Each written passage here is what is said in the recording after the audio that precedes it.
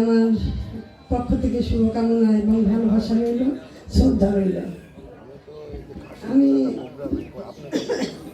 গতকাল সকালেও বুঝতে পারি না আমি যেতে পারবো, কারণ গত পরশুদিন একদম সকাল থেকে রাত 8টা পর্যন্ত আমি বাংলা একাডেমিতে ছিলাম। আমি বুঝতে পারি না যে আমি কাল আসতে পারবো। তারপরেও আমি নিশান আর ফারুকের স্ত্রী, তাদের জন্য আমি আসতে পেরেছি। ওরা আমার অনেক হেল্প করে, সহযোগিতা করে নিয়ে আসছে।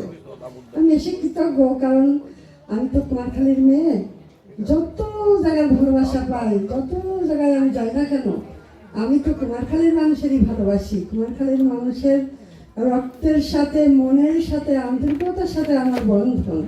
আর আমি তার আশীর্বাদের সৃষ্টি হয়েছি, এটা কেউ কিছু মনে করবেন না। আমি তৃণমূল থেকে, মানে আপনাদের যে দাম আছে ওই দামও আমার ছিল না। আমি বেশ কিছু মানুষের সহযোগিতার জন্যই আমি চৌদার আসতে বাড়ি হয়েছি। আমি দু একজনের নাম বলছি, যেমন টমি ভাই আছে, আনসার প্রামাণিক আছে, তারপরে তখন বুলবুল টেক্সটাইল আছে, ইস্টার্ন ফ্যাব্রিক আমার অনেক হেল্প করেছে। তারা দুজনই মারা গেছে। ওনারা, আমি ওনাদের প্রতি কৃতজ্ঞ, আনসার প্রামাণিকের প্রতি কৃতজ্ঞ। আগে আমি পত্রিকা বের করতাম শতাব্দীর শুভেচ্ছা, আর অরুণী আর একটা বের করতাম, 3টা পত্রিকা বের করতাম আমি নিজে সম্পাদনা করে। রঙ্গন নামে একটা করতাম, বাংলাদেশ লেখিকা সংঘর আমি প্রতিষ্ঠাতার সেক্রেটারি ছিলাম। রঙ্গনটা বাংলাদেশ লেখিকা সংঘ থেকে হতো। তো সেই সমস্ত জায়গায় আমার কোনো নাম দাম ছিল না। আমি একটা সেমরি, আমি কিছুই ছিলাম না। তারপরেও ইনার ছিল জুতার দোকান, উনি আমাকে অনেক হেল্প করেছে। তারপর আনসার প্রামাণিক বিজ্ঞাপন দিয়েছে, কুষ্টিয়া পৌরসভার তখন আনোয়ার আলী ছিল, আর আপু ভাই ছিল। আপু ভাই আমার বিজ্ঞাপন দিয়েছে, বেশি করেছে, আনোয়ার আলী করেছে। আর শৈলকুপা পৌরসভার নামটা কি যেন মনে করতে পারছি না, উনিও আমাকে বিজ্ঞাপন দিয়ে হেল্প করেছে। যার জন্যই আমি পত্রিকা বের করে আস্তে আস্তে আমি বই বের করে সংগঠন করে কিভাবে যেন কাজ করতে করতে এই পর্যন্ত আসছি। আমি তখন বেশি পত্রিকা ছিল না, আন্দোলনের বাজার, দৈনিক কুষ্টিয়া, বাংলাদেশ বার্তা, এই সমস্ত জায়গায় আমি সংবাদ লিখতাম, সাহিত্যও লিখতাম। এরপরে আরও কিছু পত্রিকা ঢাকাতে করলাম। ঢাকার পত্রিকায় আমি জেলা প্রতিনিধি ছিলাম। সার্বিক পর্যায়ের মানুষই, কুমারখালী কুষ্টিয়ার মানুষের আমি ভালোবাসা পাইছি। বিআরবি কেবলস আমার বিজ্ঞাপন দিত, আমার চিন্তনে জানতো না। তারপরেও আমার পত্রিকায় সে তখনকার দিনে 2000 টাকার অনেক দাম, 2000 টাকা দামের বিজ্ঞাপন সে আমাকে দিয়েছে। আনসার প্রামাণিক আমার 1000 টাকার বিজ্ঞাপন দিয়েছে। যেমন টমি ভাই আমার সাথে কোনো পয়সাই মিলাই নাই। আপনার কি লাগবে, তোমার কি লাগবে, নিয়ে দাও দোকান থেকে। আমি তার দোকান থেকে আমি দাম টাম বাদ দিয়ে আমি স্যান্ডেল জুতা নিয়ে এসেছি। আমার অবশ্যই আমার হেল্প। ইস্টার্ন ফ্যাব্রিক্স আমার বলেছে তোমার কি লাগবে, তুমি তাই নিয়ে নাও।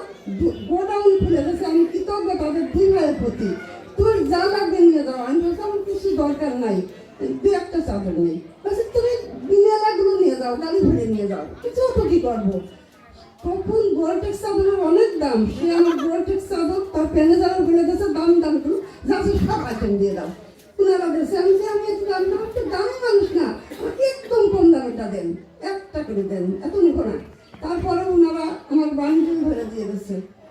টনে ভাই দিয়েছে ইস্টার্ন বিআরবি কেবলস। তাদের একটা কোম্পানি ছিল, এখন আছে কিনা জানি না, কিয়াম মেটাল আছে কিনা জানি না। কিয়াম মেটালের মালিক তার জানাই ছিল, আমি জানি না। ইস্টার্ন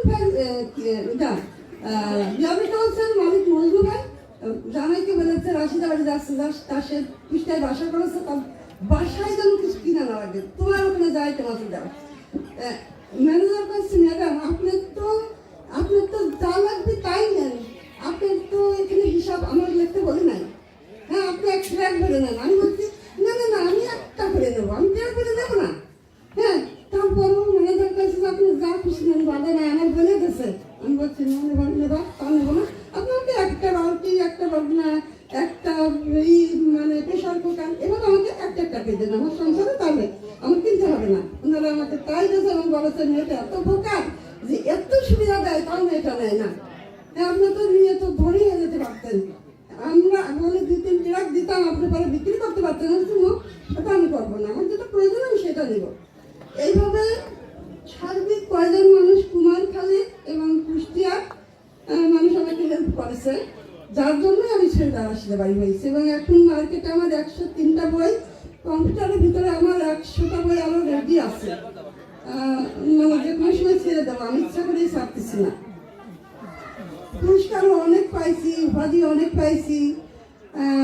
আমার বাংলাদেশ বেতার, বাংলাদেশ টেলিভিশন, হ্যাঁ বাংলাদেশ বেতার, বাংলাদেশ টেলিভিশন, তারপরে চলচ্চিত্র, এই সমস্ত ডায়েরিতেও আমার নাম আছে। এই সমস্ত আমি আমি বিএনপির সময় হয়েছি। আমার আমার যে স্বপ্নের দেশ পত্রিকা, আমার যে স্বপ্নের দেশ পত্রিকা মির্জা আব্বাসের সিগনেচারে, সে আমার চেনে না জানে না, তার সামনে আমি 10টা বই দিচ্ছি, বইতে বেশি টানা দান এক যেমন আমি নাই, বই তো অনেক ভারী বই, আমি টানি নিয়ে যাবো কি করে, আমি 8টা বই তারপরে নিছি। আমি মির্জা আব্বাসের কাছে দিচ্ছি যে আমি বইগুলো রাখছি।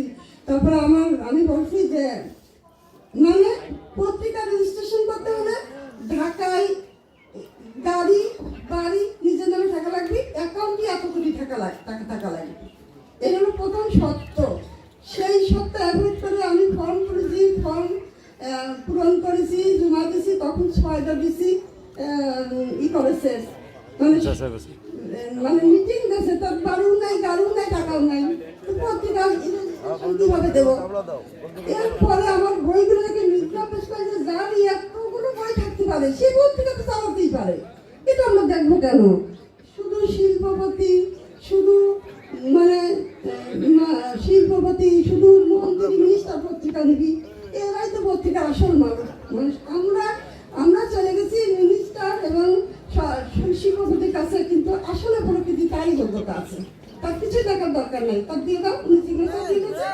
6টা ডিসি বলেছে আসেন, আপনার রেজিস্ট্রেশন দিতে বলেছে।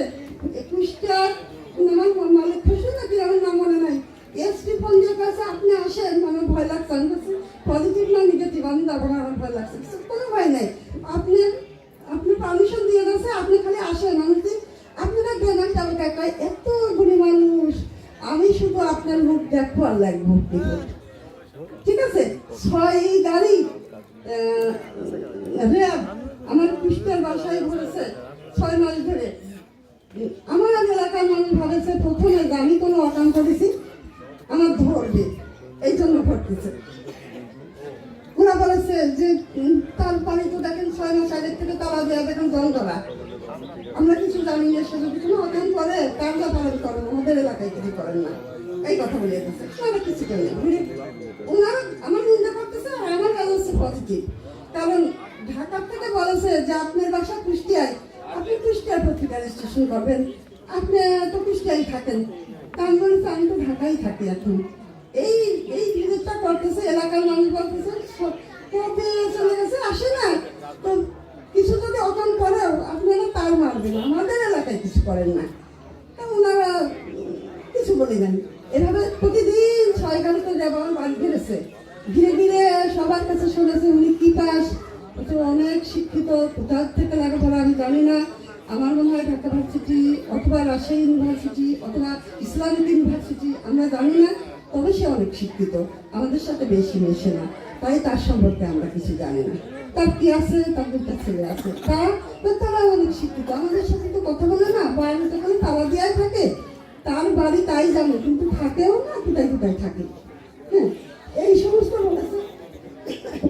পরে এসপি সাহেব বলেছে যে আপনি আসলে আপনার এলাকার মানুষ যা বলেছে এর জন্য আপনার আরো ভালো হয়েছে। হ্যাঁ আমি প্রমাণ পাইছি যে আপনি আসলে এখানে থাকেন না, আপনি অনেক শিক্ষিত, আপনার অনেক যোগ্যতা, আপনি প্রকৃত লেখক, হ্যাঁ আপনি আসুন, কোনো ভয় নাই, আপনার সামনে আপনার দেখবো আর ঠিক লাগবো। পরে আমি 90 আসছি, ডেটই লেগেছে, আবার আমি 90 চলে গেছি। হ্যাঁ এইভাবে আমি এই জন্য কুষ্টিয়া এবং কুমারখালী মানুষের কাছে কৃতজ্ঞ যে আমি তাদেরই, আমার রক্ত মাংসে তাদের স্মৃতি, তাদের ভালোবাসা, তাদের চিহ্ন, তাদের আমি অনেক ভালোবাসি, হয়তো আসতে পারি না, সময় দিতে পারি না। টমের ভাইয়ের কথা মনে আছে, আমার যখন আমি বাংলাদেশ বেতারেরটা বলি।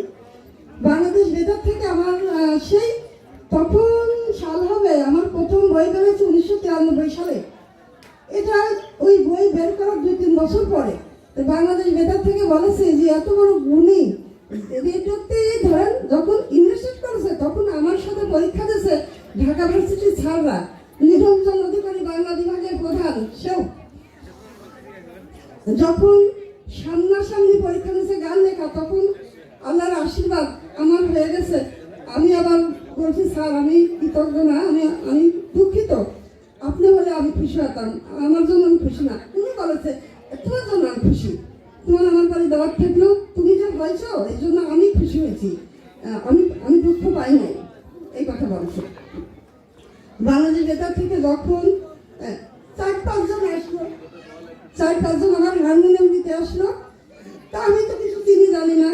তো টমে ভাই বললাম যে ওরাও তো মানুষ আসবে, আমি কি করবো? তো বললো যে ডাক বাংলা আমি দিই, ওরা ওখানে উঠুক। আর তখন ছিল আমরা জানি আপনার একটা বড় আপনার একটা বড় ভাই কি নাম? জিন্না, সরি জিন্না, হ্যাঁ জিন্না ভাই বললো যে তুমি ওনারা আসতেছে যেহেতু তোমার খালি করো প্রোগ্রাম, আমরা সবাই আছি। এরপরে মীর আমজাদ আলী আমার কাছ থেকে কোনো টাকা নিয়ে নাই, তার প্রোগ্রাম দিচ্ছে অতিথি থাকলো, সেখানেও আমার কাছ থেকে মানে টাকা পয়সা নিয়ে নাই, ওনারাই সব করেছে। আনসার প্রামাণিক আরও সব কত জিন্না ভাই সবাই করেছে।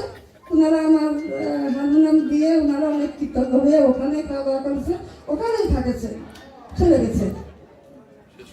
এইরকম আরো অনেক অনেক স্মৃতি আছে, বলা তো সম্ভব না, অনেক স্মৃতি আছে।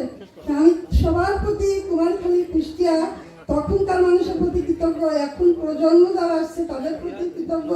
সবার কাছে আমি দোয়া চাই আমার সামনের কাজটা, যেমন জাতীয় সম্মান না যদি বিএনপি থাকতো আমি তখনই পেয়ে যেতাম, আমার দেওয়ার কথা হয়েছিল, কিন্তু ওনারা দিতে পারি নাই।